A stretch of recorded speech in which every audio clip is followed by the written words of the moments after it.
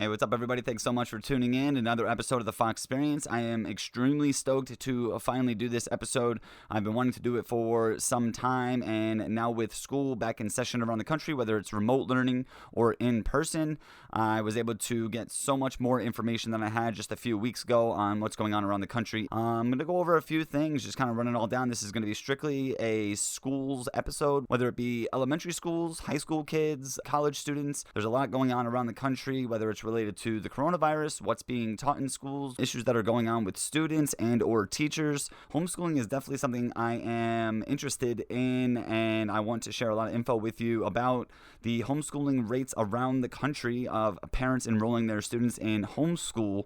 Those rates have gone up at an incredible rate that hasn't been seen in quite some time, and I think it's an indication of what is to come. There are several reasons why those numbers are on the rise, whether it be the coronavirus, what's being taught in schools, which is something I will definitely get to. Some of it is extremely disturbing for, our children to be learning. And I want to share some numbers from colleges around the country when it comes to infection rates of the coronavirus. A lot of universities and colleges still aren't doing in-person learning. The rates of infection with college students returning to campus, and I think you'll be interested in that. It will really, I think, calm you in a way if you're really panicked about the coronavirus still. Hope everyone enjoys the show, and let's get right into schooling around the country.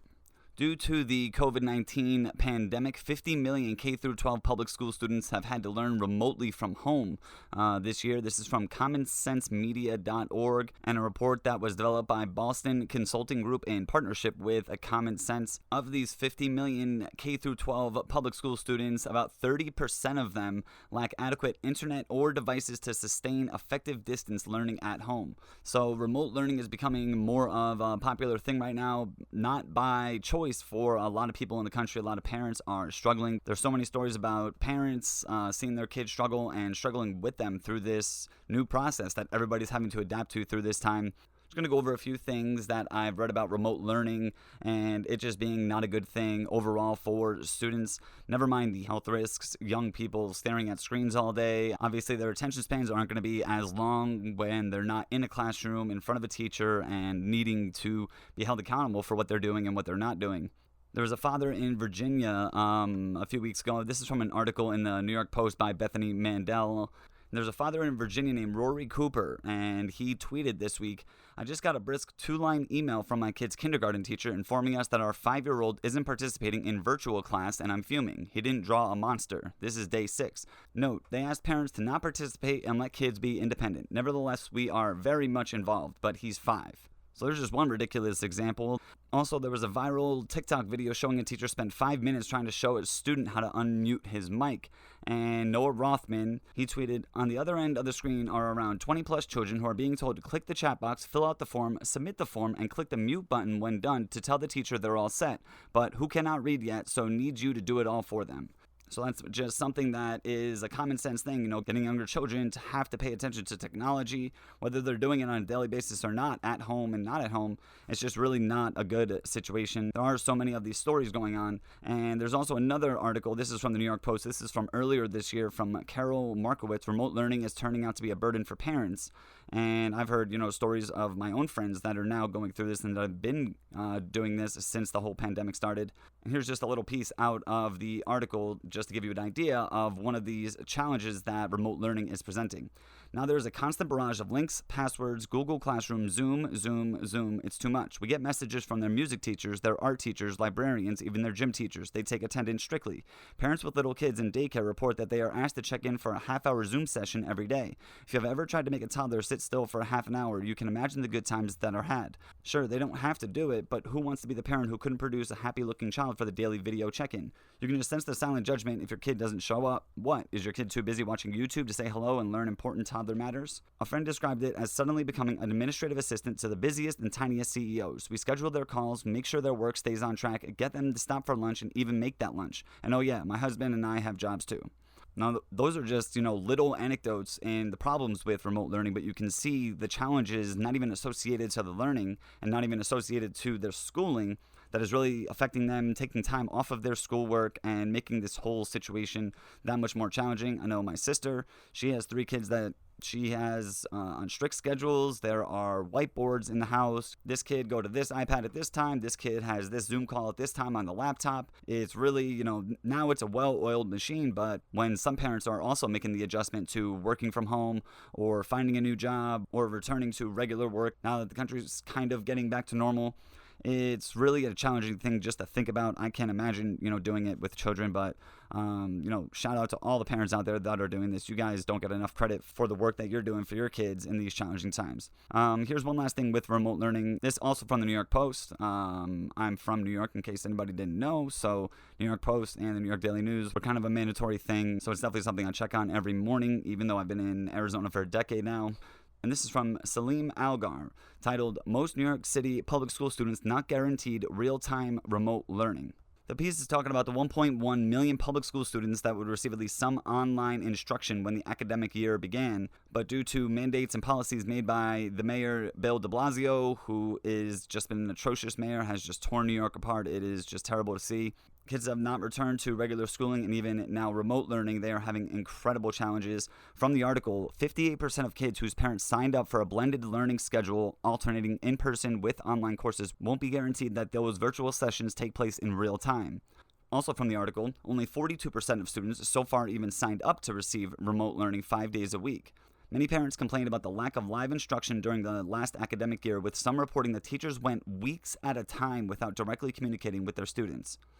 Now, this is just me, but if you're a teacher, don't you have one job? You have one job to teach. And I feel like there are so many teachers, and I'm going to get to that a little later on in a different segment. So many teachers are using this pandemic and using this situation to their advantage, and it's really not cool to the students. It's really not cool to the parents that are having to adjust to their decisions. But seeing parents say that last year in New York City public schools that some teachers went weeks at a time without directly communicating with their students. I mean, for me, if a teacher didn't answer an email for a few days or a week in college, it would be infuriating. I can't even imagine this going on. Just a few examples, few anecdotes, and a little bit about the New York City public school system, which is just falling apart under de Blasio. Remote learning is really becoming a challenging thing. It's becoming more, front and center in our country. I'm going to wrap up the remote learning part of this special with a blog from Education Week, Laptop Delays, Zoom Glitches, Equity Gaps, and Remote Learning Faces Big Challenges by Mark Lieberman. This is from the end of August, and had a shocking statistic when I was actually going through it. It comes from a part where they're talking about short-term solutions and how do they get through this while adjusting basically on the fly, because that's what everyone is doing, whether it's a business or a school or a sports league, things that are in the news, the election coming up, whatever it may be. This statistic is pretty shocking. This is in regards to schools nationwide that are facing a financial crisis as state and local budgets dwindle during the pandemic. Congress has failed after months of negotiations to pass a new relief bill. In these funds, some of those funds would go towards more permanent solutions to address the reality that 15 million students and as many as 400,000 U.S. teachers lack a reliable internet connection at home. Without broader relief, districts have turned to a variety of short-term solutions, ordering hotspot devices students can use in their homes, partnering with local businesses to offer internet access, and negotiating temporarily reduced rates with internet service providers in the area. So there's one more component added onto it, and this is just taking small anecdotes and taking one of the huge cities in the United States, in New York City, and de Blasio's handling of the public school system, and this simple fact from Education Week in this blog that up to 15 million students and as many as 400,000 teachers lack a reliable internet connection. So the challenges of remote learning are clearly apparent, and, hopefully these kids return back to school soon, because them being out of school any longer is just time wasted to me, and I feel it's going to be a year wasted off of their school career if something doesn't change dramatically in the short term. What's up to all my listeners? Just want to remind you, if you can, to head over and rate and review the podcast on any platform that you are listening to the podcast on. If you've got a comment about any of the episodes, just go ahead and leave me a review and drop us a 5-star. Again, this really helps the spread of the podcast. It really helps the word get out, and I'd greatly appreciate it if you take a few seconds to head on over to your choice of podcast platforms, throw the show a 5-star rating, and review it if you can. If you enjoy the show, I'd really appreciate if you help spread the word. And now, back to the show. So a problem I don't think a lot of people thought was going to be an issue during these times would be people not wanting to work. In the midst of a global pandemic, whatever stage you may think it is at, There are still millions of people out of work. There are still millions of people who lost their jobs and have been yet to recover. Hundreds of thousands, probably millions. Now, I know hundreds of thousands of small businesses just in New York, I believe. Something I don't think a lot of people thought was going to be an issue during this time would be teachers not wanting to go back to school and not teach when school was reopened. I'm referring to the teachers in Kenosha, Wisconsin. Kenosha, Wisconsin is where the shooting of Jacob Blake took place, which ignited more and more protests and riots across the nation. If anybody wants a really good source on information for the schooling system and trying to keep up to date with things going on in our school system, at DeAngelis Corey, at DeAngelis Corey, Corey, no spaces or anything. Corey DeAngelis, great follow on Twitter. From September 21st, families in Kenosha, Wisconsin found out after 10 p.m. last night that 7 public schools aren't reopening in person today. Over 276 teachers called in. That's 20% of the number of full-time teachers in the district. That's a really incredible number when you think about it. If you have 276 teachers calling out, they have approximately 1,365 in this school district. That's 20% of all teachers in that district all calling out of work. And after seeing all of these school administrators and seeing state and local governments and federal governments in some cases trying to step in and help students get back to school, no matter what the situation may be, whether it's in person, whether it's online, a mix of the two. After seeing all of that work put in by so many people, and then finally the day is there for these kids to open up their school year, and teachers are calling in by the hundreds. Now, if you were to say, okay, there were a little bit of an outbreak, okay, you get it. If there were, 10 teachers, okay, you get it. But almost 300 teachers, that's appalling, and every one of those teachers at the Kenosha School District should be ashamed of themselves. And if their call-outs/absences weren't due to real concerns, and especially when it looks like it could be a coordinated type of call-out when you see almost 300 teachers do it, I think the school district should take disciplinary action, especially after all of the efforts they've taken to get school back, or to at least look into if it was a coordinated attempt among the teachers to send a message, because school districts shouldn't stand for this type of thing. If you want to make a social statement or a political statement, do it on your own time. Just like people criticize athletes sometimes for speaking up in the wrong situations, myself included, when I think it's necessary. I'd say the same thing about teachers when it comes to making social or political statements when it comes to your job.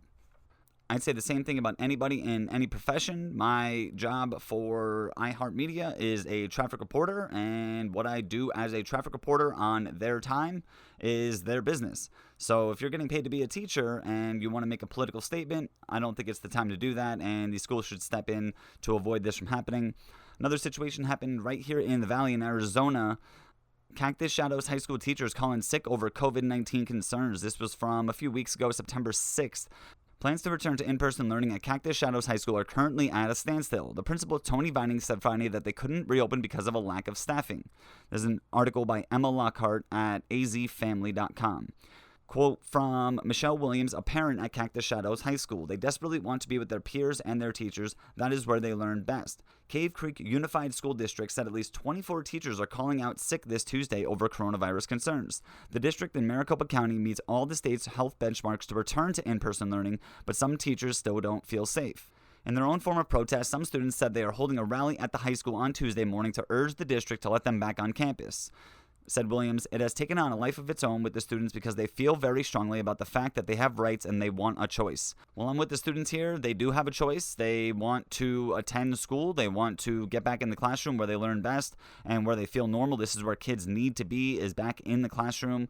It's, just an abomination to me that there are so many that are okay sacrificing the futures of these kids. I truly feel that a student who loses a year off of their elementary, middle, or high school years without the in-person learning and the same structure and learning style that they have been used to, it's really going to affect them long term, and this is something that we really need to keep an eye on. I don't think teachers should be protesting when the school district has cleared all benchmarks that the state's health department has set forth for school districts to return. What's up, everybody? This is JP Fox with the Fox Experience. Just want to take this opportunity to thank you for checking out the show. You can check it out on any of the podcast platforms. We are everywhere: iHeart, Apple Podcasts, Google Podcasts, Spotify, SoundCloud, and all other platforms. Check out the show on Twitter at The Fox Experience. Find me on Twitter at _JP Fox. You can even check me out on Facebook at facebook.com/jpfoxmedia.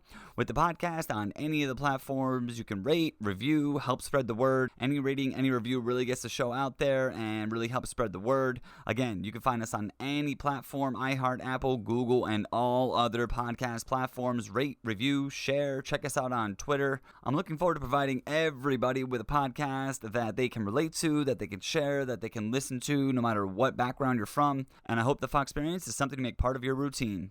I'm going to move on to another subject that is something that every single parent and every single person in the country should really start paying attention to, this new phenomenon going around. And since this newfound theory on race in the country, you really need to start paying attention to what your children are being taught in the schools. You really need to start taking a look at your children's syllabus, no matter if they're in first grade, second grade, third grade, kindergarten, high school. There is stuff going on all around the country that is disturbing. If you're a parent, I don't have any children, but with someone who does have aspirations of having children one day, if I saw this stuff going on in the schools that my kids were attending, I'd be livid. So this is from Lowell High School in San Francisco. This is from Dr. Carlin B. Dr. Borisenko has been on the show previously to talk about her transformation from left to right and what led her to that. And since then, she has been a really great source for a lot of this division and racist notions that are going on around the country.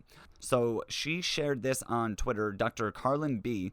Lowell High School in San Francisco is mandating their students take this anti-racism assessment. Their answers are not anonymous, meaning they will be logged and documented somewhere and probably used against the students later. In this anti-racism assessment, the first question is, what is an anti-racism statement? First choice, I'm colorblind. I don't care if you're white, black, blue, or green. The second choice, Lowell's dress code discriminates against black students. I actually need to tell this to my counselor and administrators. And the third one is, quote, all lives matter. So, very interesting way to start the school year off there. What is structural or systematic racism is the second question there. And then another question on it. Do you feel black and brown people are treated differently at Lowell? Is being not racist enough to improve our Lowell community?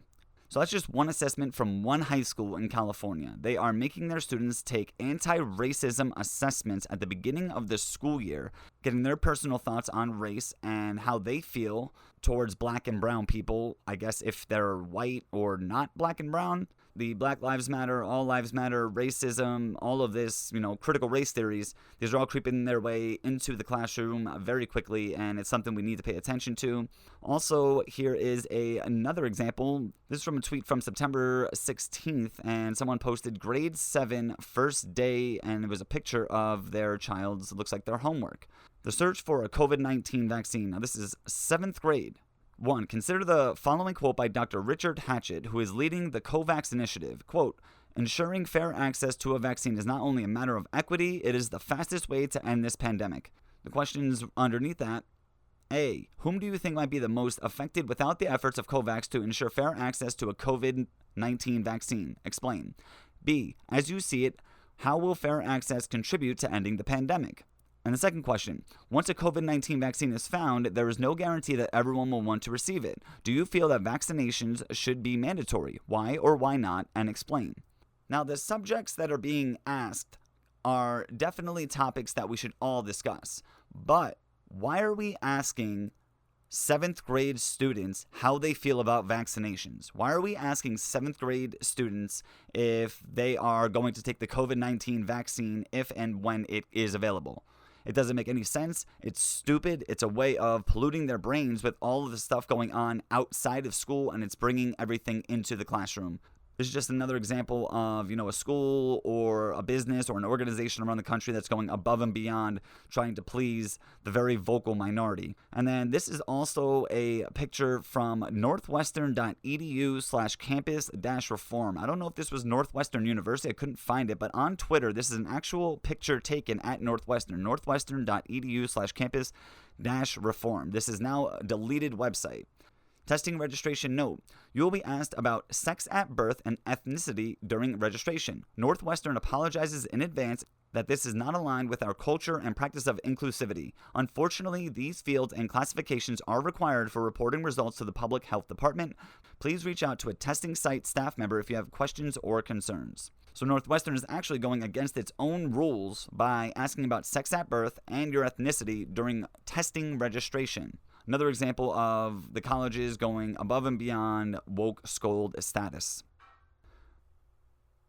I'm gonna wrap up this next segment of our school special and what's being taught in classrooms and things we need to start looking out for, whether it be younger children or, kids in high school, kids in college. Here's the story from outside of Dallas, Texas at the end of August. 8th grade teachers in a school outside of Dallas, Texas gave students a homework assignment comparing police officers to slave owners and the KKK. In each one of these pictures, there is an African-American man on the ground with, different depictions of police, the KKK. This is from Fox 2 KXAN in Dallas. An 8th grade social studies assignment in Dallas came under fire after criticism over how it depicted police and their treatment of black Americans. The assignment given to students at Cooper Junior High in Wiley, Texas, used political cartoons that some critics, including the National Fraternal Order of Police, say compared police officers to the Ku Klux Klan and slave owners. The cartoon shows 5 similar scenes: African-American men on the ground with their hands restrained behind their backs and a white man's knee on their neck, seemingly a reference to the death of George Floyd by Minneapolis police officer Derek Chauvin. The vice president of the FOP, Joe Grimaldi, sent a letter to Wiley Independent School District Superintendent David Vincent on August 19th saying, "I cannot begin to tell you how abhorrent and disturbing this comparison is, but what is more disturbing is that no adult within your school thought before sending this assignment to children. According to its instructions, the assignment aimed to serve as discussion on First Amendment rights and racial equality protests across the nation during 2020. But Grimaldi says the assignment aimed to indoctrinate students." Texas Governor Greg Abbott took to Twitter to express his displeasure with Wiley School District and the assignment, tweeting, "The teacher should be fired," and asking the Texas Education Agency to investigate and take action. "It's the opposite of what must be taught," he said. Wiley School District issued a statement after pulling the assignment saying, "We are sorry for any hurt that may have been caused through this lesson. The assignment has been removed and students will not be expected to complete it." The district, which did not identify the teacher due to privacy laws, also said that the cartoons are not part of the district's curriculum, resources, or documents. The Texas Education Agency confirmed to CNN that it is investigating the assignment, saying it does not condone the use of divisive images.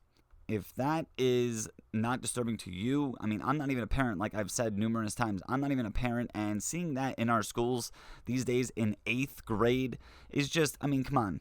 Like they said even afterwards, this isn't even something that's in the curriculum. This isn't something that should be taught to our students, and if something's not in the curriculum and something isn't approved by the school, this is just proof that teachers can push their own agenda on students. So when so many people in the political and cultural sphere say that so many school institutions, whether it be the public school system, the college school system, or what have you, when they say that they've been taken over by a certain political agenda, when you see stuff like this being inserted into assignments by teachers without the permission of the school districts, it's just proof that no matter how comfortable or how much you think you know your child's teacher, take a look at their homework, take a look at what they're learning, pay attention a little bit if, you're maybe a little more hands-off as a parent, because this stuff in our schools, especially at such a young age, it's polluting their brains and teaching them things about racism and race in our country. And I think we need to get back to our core principles and core values, and teaching our children about America being a racist country is not the way to get there. Now, the result of all of this madness as it pertains to COVID, teachers and students returning to school or not returning to school, what's being taught in school, there are consequences to this. And in the state of Virginia, they are showing that. According to Loudoun County in Virginia, homeschool filings are up 129% from the same time last year in Loudoun County. Marcy Foster, the assistant visionary at Global Village School, said, "We have had to cap enrollment for the first time in our 20-year history, and I think we're heading towards having a waiting list for as long as our student body. It's unprecedented interest that we have." Dana Laukoff, whose children were previously in the Loudoun County Public School District, is choosing to educate her children outside of the public school system right now. "I looked at the schedule, and it's 5 to 7 hours of screen time. It's just too much. I'm not going to put my kids in front of a screen that long." This article is from WUSA9.com in Loudoun County, Virginia. The author is Colby Satterfield. According to Loudoun County Public Schools, the number of NOIs, which is the Notice of Intents to Remove Child from Public School, has so far doubled from last year. That's that 129% figure that I told you about earlier. This year, numbers of notices of intent as of July 26th, so this has surely gone up by then, was close to 1,200. This time last year, it was at 518. Like Loudoun County Public School, a similar trend is being reported in the Fairfax County Public School District. The district reported an additional 1,000 students who will be schooled from home in the 2020-2021 school year compared to 2019. A district spokesperson said they are actively trying to process parent requests. Another place some parents are opting to enroll their children is K-12, an online public school program that allows children to school from home. In Virginia, it's called Virginia Virtual Academy.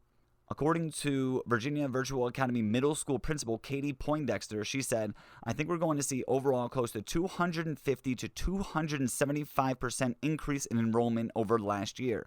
Our high school has already almost tripled. We've been prepared for this growth, so we're excited about it, but it's rapid growth."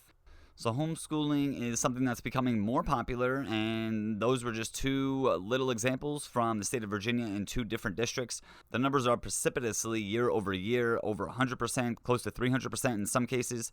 We'll move over to Texas now. TexasMonthly.com from August 25th. Courtney Runn wrote this article. It talks about a mother, Rebecca Rauscho, who was disappointed with the lack of education her children received last spring. After her 3 children struggled, Rauscho was wary of embarking on months of stop-and-start school and exposing her children to the coronavirus. In June, Rauscho started assessing her options. After reviewing the Texas Essential Knowledge and Skills that Guide public school curriculum, Rauscho wondered if she could offer her kids a more thorough educational process at home. She consulted with friends who had homeschooled pre-COVID and researched curriculum options. She was doubtful of her ability to teach her kids, but she now had the time. In the spring, she had quit her job of 10 years as a preschool teacher because of the virus. The first week of August, she unenrolled her kids from school. And here's where things get really interesting when it gets to numbers. Rauscho was one of the many Texan parents who chose to unenroll kids from public school and homeschool for the first time this year. While the Texas Education Agency won't release official data on withdrawals until the end of the fall semester, the Texas Homeschool Coalition, the most prominent homeschooling interest group in the state, reported an immediate surge in public school withdrawals after the TEA released its plan for returning to in-person schooling in early July.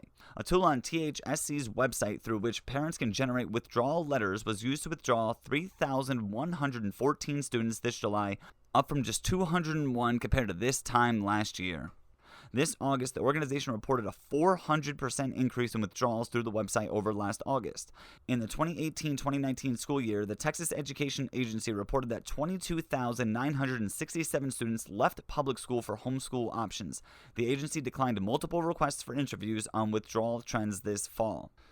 So while people do still have concerns about sending their children back to school, or if you're a teacher and you're wary about returning to the classroom and a normal schedule, the pandemic isn't the only reason the rise in homeschooling around the country is going up on such an incredible rate. Families are finally catching on to things that are being taught to their children in classrooms. They're taking more of a hands-on approach with their kids now that they're remote learning or learning from home. And now that they see their children's schoolwork right in front of them, a lot of them have said that the public school system is broken if this is the stuff that's being taught to them. Now, also, when it comes to COVID, people don't want to return to the classrooms. So what do they say? I can just teach my children from home. I'd rather just homeschool them, where within the curriculum that I'm set, I control what my children learn, and there won't be any political spin on any type of subject that's being taught that day. So I definitely think this is a trend that everyone should pay attention to. Homeschool numbers are on a sharp rise right now, and you can attribute that to COVID. You can attribute that to the remote learning and the broken process of it, whether it be the Zoom calls, whether it be not enough, person-to-person interaction between a student and a teacher. I think a lot of it does contribute to it. And obviously with some of the things I went over earlier about things that are being taught in schools, I think a lot more parents are going to start taking a more hands-on approach to their children and really digging into what they're learning, how they're learning it, what their teachers' views are, because in so many different cases, a teacher's personal or political leanings are really factoring into lesson plans. When children are being taught things, there shouldn't be a slant on it. There should just be the facts. When you're teaching, someone about history, there should be the facts, the facts, the facts. And when we're talking about certain subjects and, cultural situations, feelings shouldn't come into it. Your leanings and your personal beliefs shouldn't come into your lesson plans as a teacher, in my opinion. And since that's becoming more apparent, I think that's also going to contribute to a rise in homeschooling cases as well, as more parents are going to begin to see what their children are being taught on a daily basis in their classrooms.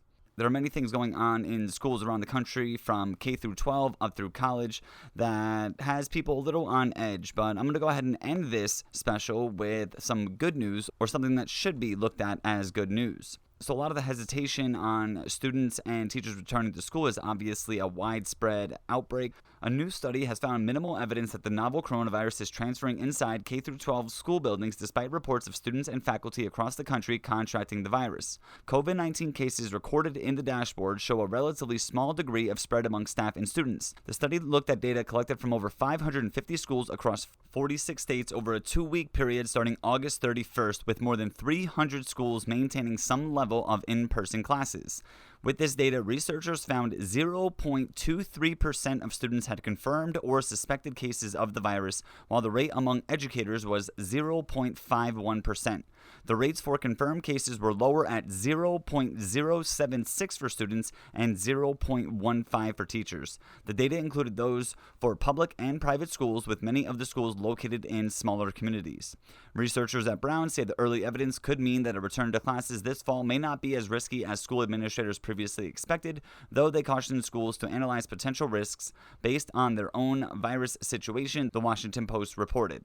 And building on this data from Robbie Suave over at Reason Magazine, K-12 schools that reopened have avoided COVID-19 surges so far. While most school districts throughout the U.S. are continuing with distance learning, the smaller number of schools that have reopened are reporting good news. So far, K-12 school buildings have not played host to sizable COVID-19 outbreaks. Quote from Michael Osterholm, director of the Center for Infectious Disease Research and Policy at the University of Minnesota, everyone had a fear there would be explosive outbreaks of transmission in the schools. In colleges, there have been. We have to say that to date, we have not seen those in younger kids, and that is a really important observation. These results came as something of a surprise to some teachers and union leaders, according to the Washington Post. I am not seeing at this particular point the rate I had expected, said Zeph Capo, president of the Texas branch of the American Federation of Teachers. Keep in mind that teachers' unions have fought tooth and nail to keep schools closed. Last week, New York City's union successfully pressured Mayor Bill de Blasio to delay reopening schools yet again, even though New York City is one of the areas of the country best equipped at this point to manage the pandemic. In Washington, D.C., the teachers' union is skeptical about reopening in November. Robbie Suave says in the article, it's still very early, of course, and opening schools could eventually correlate with significant virus spread. But right now, the idea that it's impossible to reopen schools safely until some undetermined, far-off point in the future, perhaps when a vaccine is available, is not holding up. I'll put a bow on this special episode with the effect of the coronavirus on college students who have returned to campus. From Outkick, Joe Kinsey. This is from last week. Latest college campus COVID statistics show no death, nearly zero hospitalizations. College students continue to test positive for COVID-19, but there's been 0 deaths and just 2 hospitalizations due to the virus, according to research done by author Andrew Bostom, who also provides references for each university mentioned in the post. The University of Wisconsin reported on September 16th that a student had been hospitalized, adding students and staff are not required to report if they have been hospitalized. There have been over 40,000 cases of COVID-19 among students, faculty, and staff at colleges and universities nationwide. Out of those 40,000 total cases, there are 2 known COVID-related hospitalizations and 0 deaths. So that's definitely good news if you are a college kid or are a parent to a student in college that you may be wary of sending them back to college or back onto campus. But the truth of the matter is, facts don't lie, numbers don't lie. And when there's only 2 people being hospitalized from the coronavirus out of 46,000 tests, that ends up to 0.0000434%. I think with these rates of K through 12 students, teachers, and faculty, and also these college students, I think it's time to finally wrap these things up and get the ball rolling on getting back to normal, not adjusting to this new normal where remote learning is, a new thing, and in-class instruction is replaced for Zoom calls and what have you. It's been really fun, sharing this data and going over all of it. There really is a crisis in the country with the school system, whether it relates to the pandemic in general, issues that come with remote learning becoming such a prevalent part of our education system at the moment.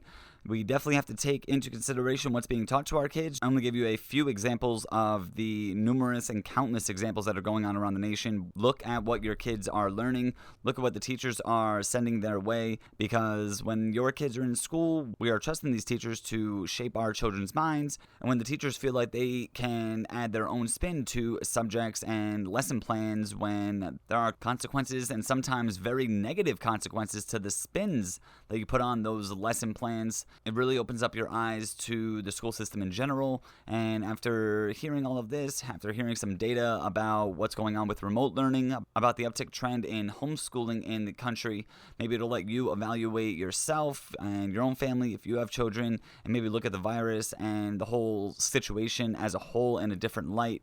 I know that schooling not so much has gone by the wayside since it is the school year now, but now with school basically in full swing, we should be about a month or so into school with so much of this stuff going on, and we're finding out what teachers are teaching. We're finding out the difficulties that people are having with internet connections and Zoom calls and attention spans of young children.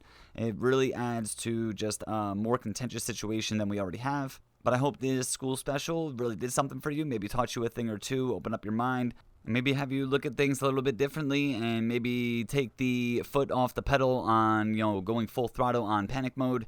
I really enjoyed sharing the information that I gathered over the last few weeks, the various articles, the various anecdotal, problems that people have had with the remote learning, a few instances of things that have creeped into the classroom that you never thought would have with younger children, especially K through 12. And I wanted to ease your mind just a little bit on COVID numbers as it relates to children, schools, faculty, and the reopening of schools. Hopefully we can get there soon. This has been really fun. Thanks so much for joining me for this special episode of the Fox Experience on the school crisis in America right now. Go ahead and rate and review the show on any of your podcast platforms. Really appreciate you joining me, and I'm out of here.